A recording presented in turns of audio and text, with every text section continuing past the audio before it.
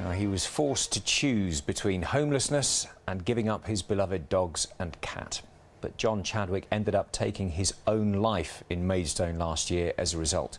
Now, his best friend Dee Bonnett's campaigning to prevent housing associations from banning vulnerable residents from keeping their pets with them. Her petition's already reached more than 10,000 signatures.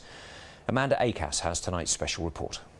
After 10 years spent sleeping rough on the streets, John Chadwick had managed to turn his life around, renting a flat in Maidstone with his cat and 2 dogs. But he was left homeless once again when his landlord sold up last year. The only option the council could offer was a flat which banned pets. It isn't a choice. You know, pets are a source of comfort to a lot of people, particularly those that are vulnerable, alone, homeless people. It'd be like giving up your children to him. They were his babies. They were his everything. Dee Bonett was John's best friend. Her petition calling for housing providers to allow vulnerable people to keep their pets now has more than 10,000 signatures. Sounds so simple, doesn't it?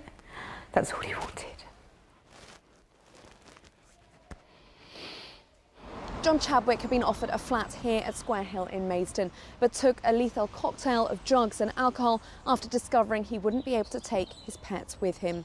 Maidstone Borough Council say they make every effort to provide suitable accommodation for each person, but where pets are involved it can get even more difficult as many providers won't accept them.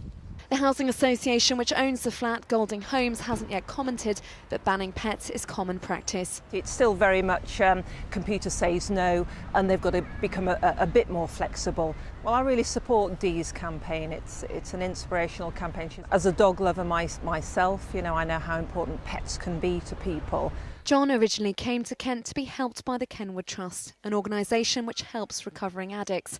They believe he's been let down. That's incredibly sad that our society can't look at ways to support people and give them everything around them to continue their journey of recovery, such as having pets. Maidstone Borough Council say they're now investing heavily in their own temporary accommodation, so they'll be able to house more people with their pets in future. Dee says she's been overwhelmed by the support for her campaign. Amanda Acas, BBC South East Today, Maidstone.